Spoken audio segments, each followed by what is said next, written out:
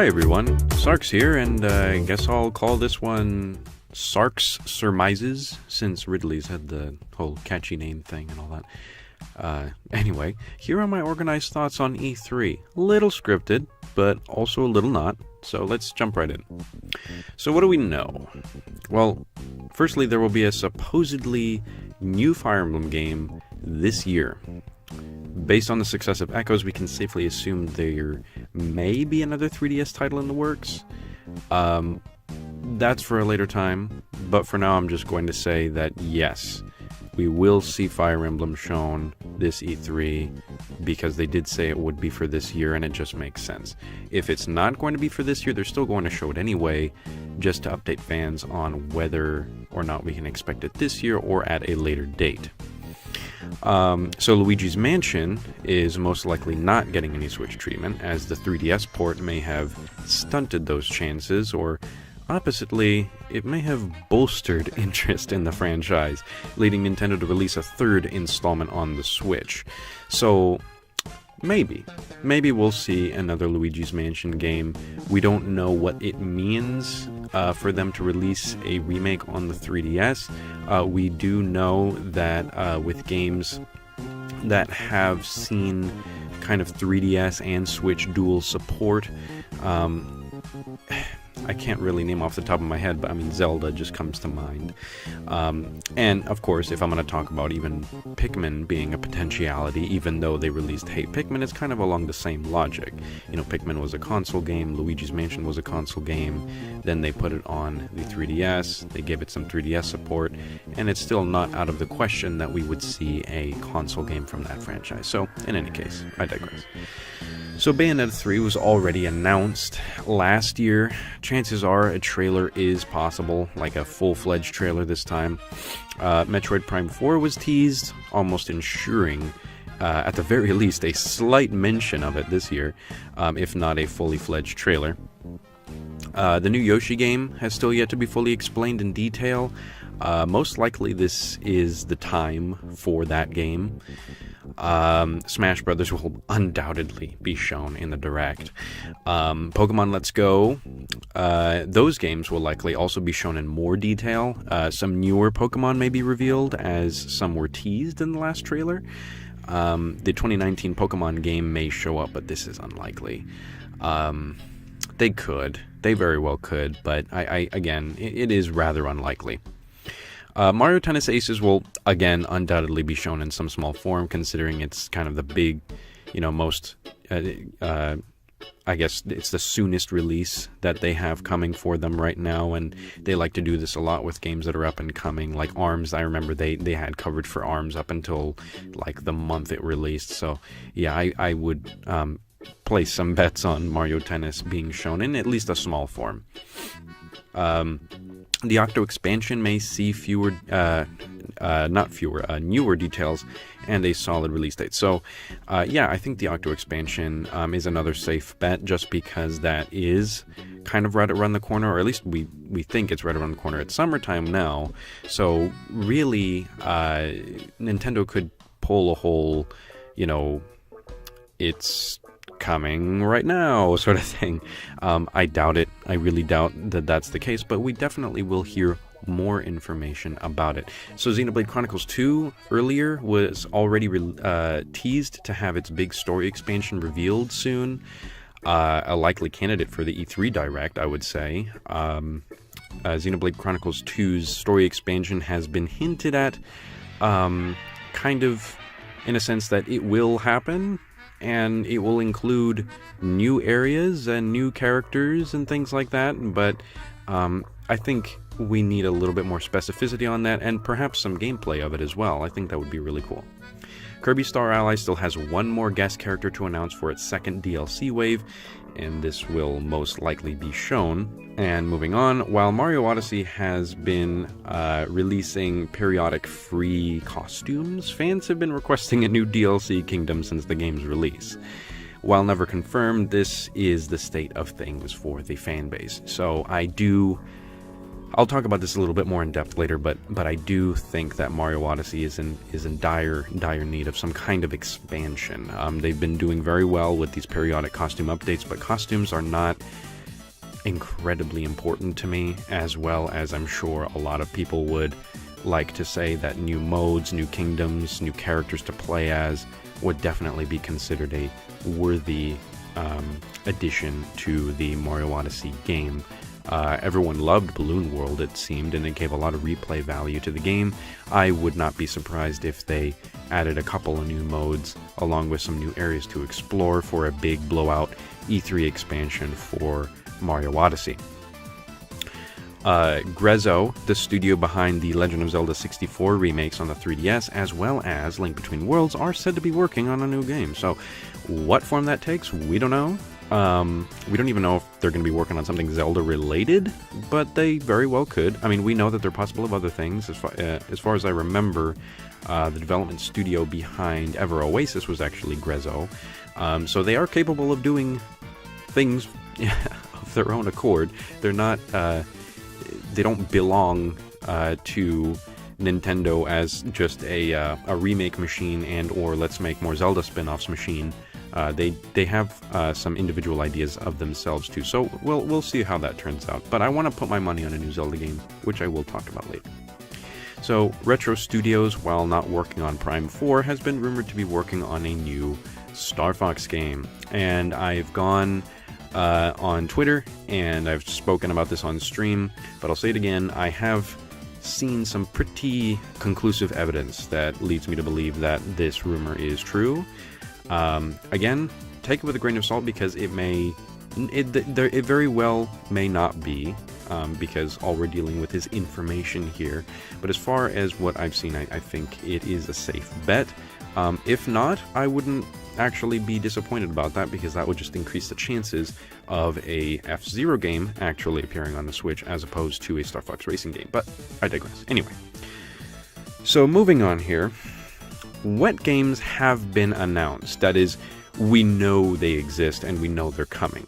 So let's get those out of the way so that we don't, talk about things that we already know about.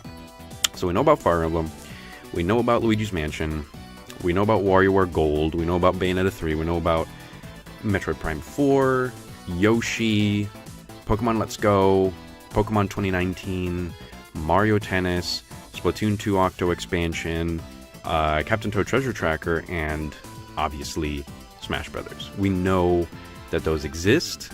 We haven't seen any footage of some of those, Smash Brothers included, but we know that they exist, we know that they're a thing. So those don't necessarily count as new announcements if they go over those in the Direct. So just so that you know, the games that I just mentioned, they may actually appear in some form in the Direct, because they haven't come out yet, but that does not mean that they'll probably be covered in depth. I'm sure the games that we know a lot about, like for example, as I said, Mario Tennis Aces, I'm quite sure that they'll spend less time on describing games that we already know about in favor of actually giving us new releases. At least that's my assumption for a 45-minute Direct. They have plenty of time to do whatever they want with it, of course, but, that just seems the logical string of things. So, what are Nintendo's most notable IPs? This is being generous. Nintendo's most notable IPs. Well, I'd like to start off with the big guys, Mario and Zelda, Kirby, Metroid, Fire Emblem. Those are all very big. Starting with some new IPs, we have ARMS and Splatoon, which are incredibly popular, Splatoon being probably the more popular of the two. And below that we have Animal Crossing, Pikmin, Donkey Kong, Mario Kart, Yoshi, Kid Icarus, Rhythm Heaven, WarioWare, Chibi Robo, Star Fox, F-Zero, Mother, and Punch-Out! And in case you're not familiar with the name Mother, that refers to Earthbound and the Earthbound series, one of which was only released in the West, and the other two of which have not been released in the West. Which of these has no confirmed Switch representative? So, out of all of Nintendo's biggest IPs, which have not received a representation on the Switch?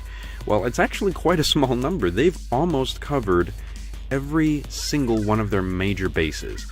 But starting in order of importance, at least my personal importance, that is. You probably will list them differently than me, but this is just my personal list. So, starting off, we have Pikmin, Animal Crossing, F-Zero, Star Fox, Mother or Earthbound, Kid Icarus, Chibi Robo, WarioWare, Punch-Out, and Rhythm Heaven.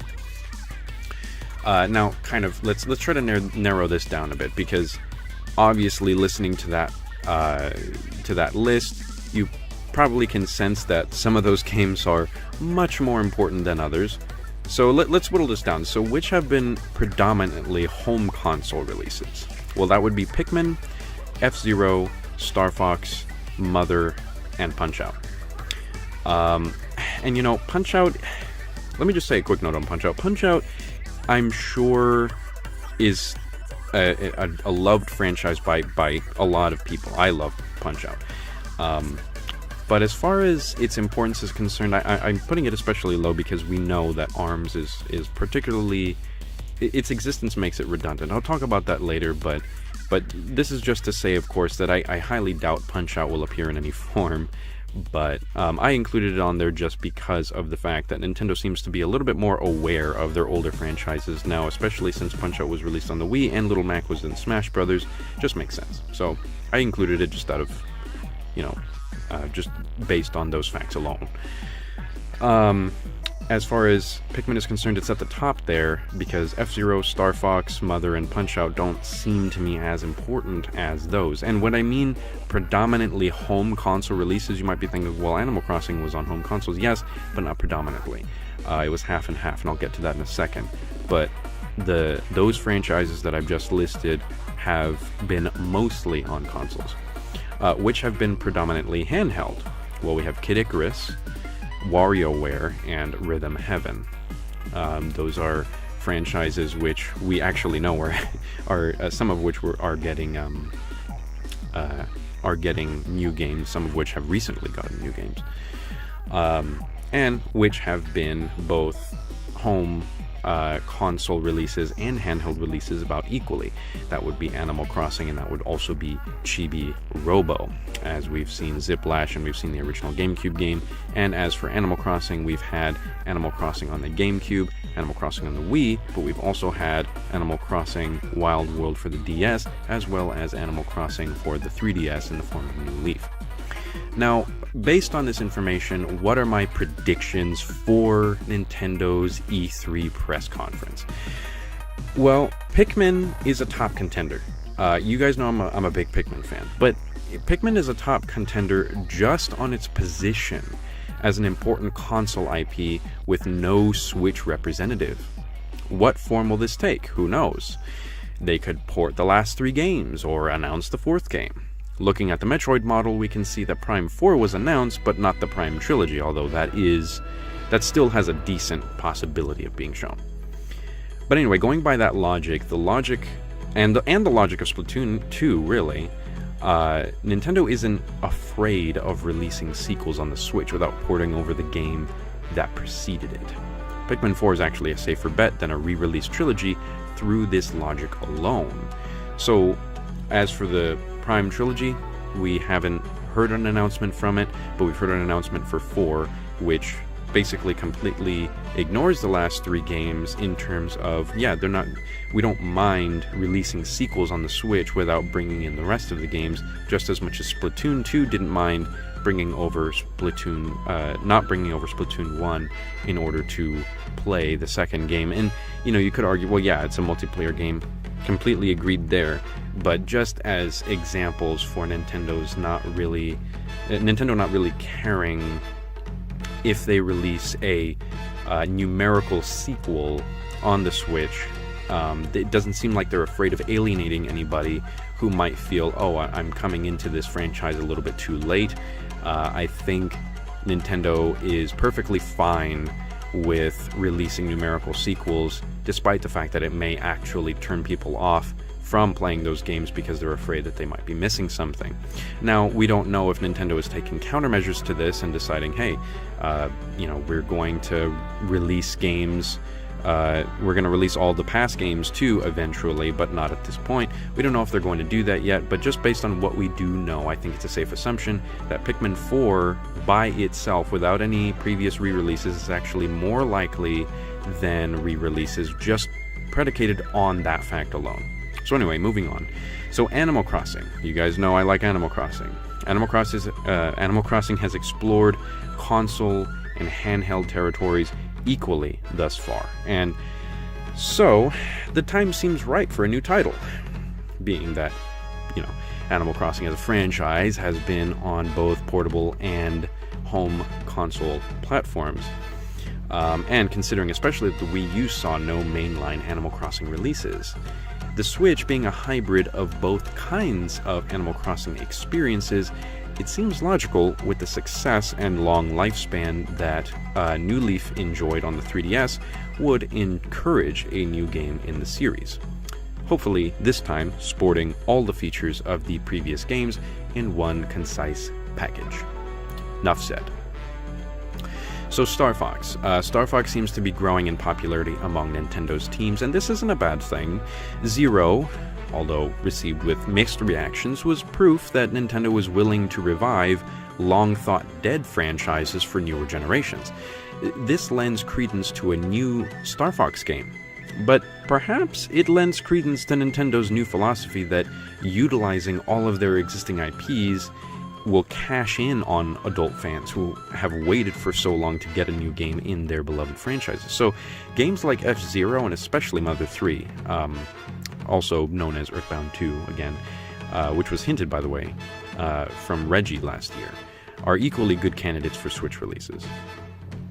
While Punch-Out had a game on the original Wii and debuted in Smash, as I said earlier, it would seem redundant to include a Punch-Out game on the Switch merely because of the existence of ARMS. ARMS, whilst not being Punch-Out at all, still is a similar enough IP in concept. A Punch-Out game may actually even further overshadow ARMS' already thoroughly overshadowed player base, which was dwindled first by the release of Splatoon 2. I think, and this is big, I think Nintendo wants to keep giving ARMS a shot. What with the Dark Horse comic coming out next year and stuff, I think ARMS actually has a chance to reveal more content this E3, if not DLC, a new ARMS game entirely. Okay, so that's my thoughts on that. Kid Icarus is one of Sakurai's greatest obtained properties, and just as he did with Superstar, that is Kirby Superstar, he perfected it in almost every way and made it stand out. A new Kid Icarus game on the Switch would be phenomenal, but my hopes for this are stunted quickly by the reminder that Sakurai's development team, Sora, is currently hard at work on Smash Bros. A port of Uprising with updated graphics is completely possible, but it is unlikely, with Smash coming out, that we'll see anything of Pit and company this E3. Moving on, WarioWare and Rhythm Heaven have been predominantly handheld, and even though WarioWare had a game on the GameCube and Wii U, it is unlikely we'll see another game in that vein for some time, considering WarioWare Gold on the 3DS. As for Rhythm Heaven, Megamix was fairly recent on the 3DS, and I don't think it will get another console release in some time. That being said, I do think it will be a game on the Switch eventually, just like Fever was released on the Wii, but just not for this E3. So those are my predictions based just simply on pure logic, and I feel pretty confident about them. Now, here are some completely baseless predictions that have no reason being true, but are potentialities all the same, since Nintendo loves to surprise. Okay, so starting off, we have a new Advance Wars game on the 3DS. If you haven't heard of Advance Wars, look it up. It's great. It was on the Game Boy Advance originally. The reason why I think this is because Wargroove may have pushed Nintendo to recover that franchise, just seeing that it's so similar in nature. But that's the only basis I have for that, really. A new Mario side-scroller? Those seem to release on, literally every console that Nintendo makes since the original DS. So I think another Mario platformer may actually be in the works, or might actually be ready soon. We never know, but it is quite likely that they'll continue the series of 2D platforming Mario games. This is a big one. Luigi's Mansion 3. I doubt it. I really doubt it, but as I said earlier, maybe the 3DS remake of the original was a hint towards, like, refamiliarizing fans with the games for their big threequel announcement. So, like, you know, re-releasing the old game on the 3DS kind of gets people interested. They get people brought up to speed who may not have played the original games, and then, boom, Luigi's Mansion 3. You guys ready for this? Well, if not, play Luigi's Mansion 1 and 2 on the 3DS, and then you will be ready. Next we have Beautiful Joe. This is not a Nintendo IP by any means, but being that Wonderful 101 was an exclusive on the Wii U, and Wonderful 101 kind of scratched that itch ever so slightly, I think it has a good place on the list. We may even see Joe as a Smash Brothers character, although I doubt it, considering that Mega Man is in the game. I don't know. I think it is probably pretty unlikely.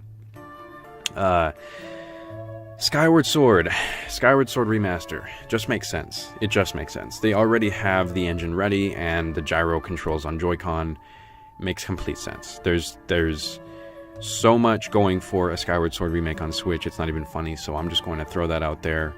I think it would be great. Also on Zelda, a new top-down Zelda, as I said earlier. So a new top-down Zelda from Grezzo, kind of like Link Between Worlds and what they did with that. New game, completely new, maybe based on some older concepts, but new as far as, you know, the concept is concerned. This is at least based on some logic. As I mentioned before, Grezzo has been busy with something, and we don't know what they've been busy with, but we'll see. Okay. Isle Delfino and Mario Odyssey.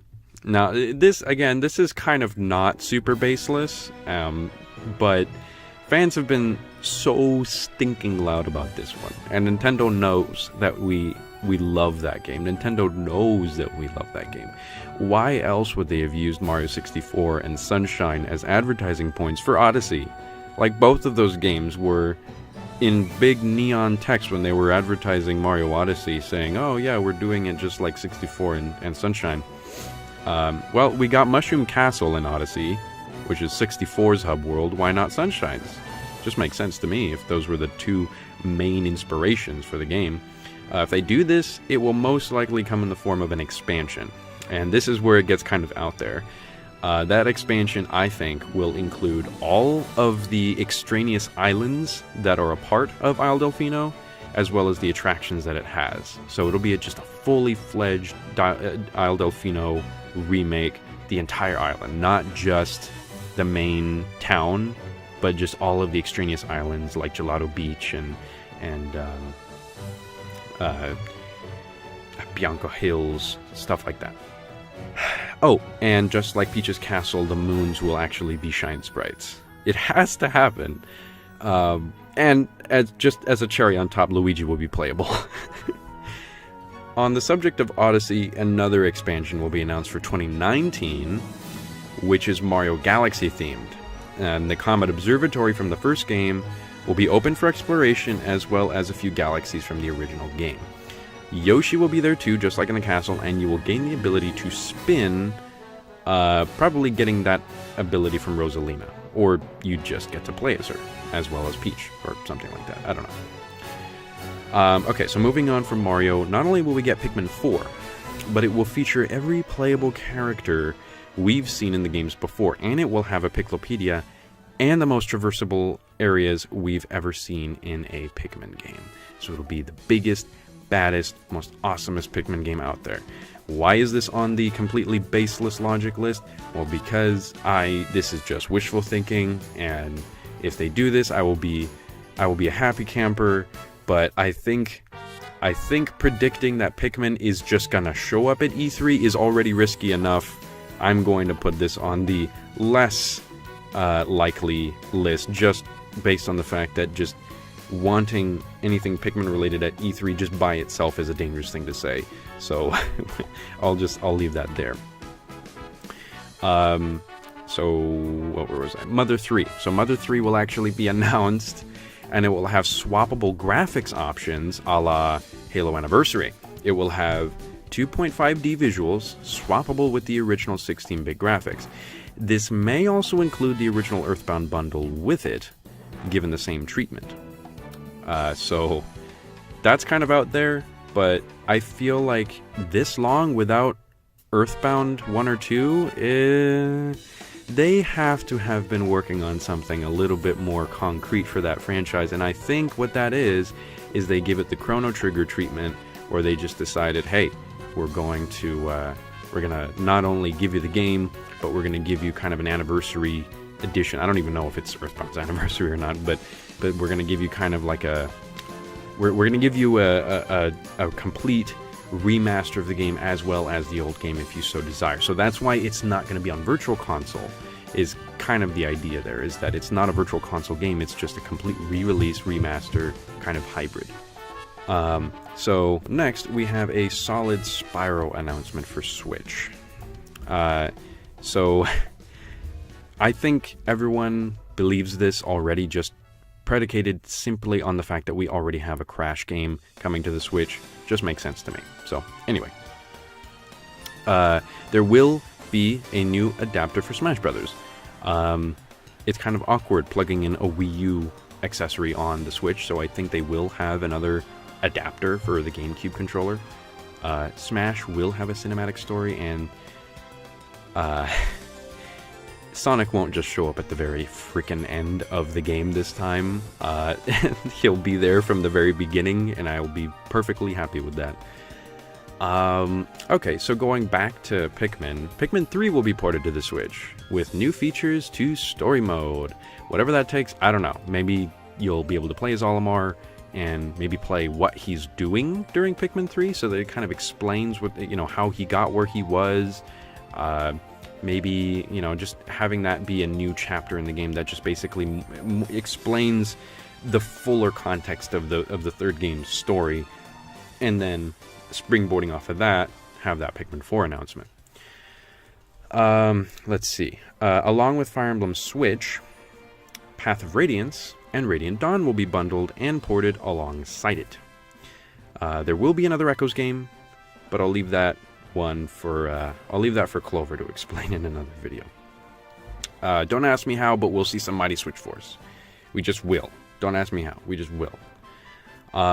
Paper Mario. Paper Mario will have a new game for Switch. It will feature turn-based battles again, with a partner system akin to Thousand Year Door, but it will still, despite this, find a way to disappoint us.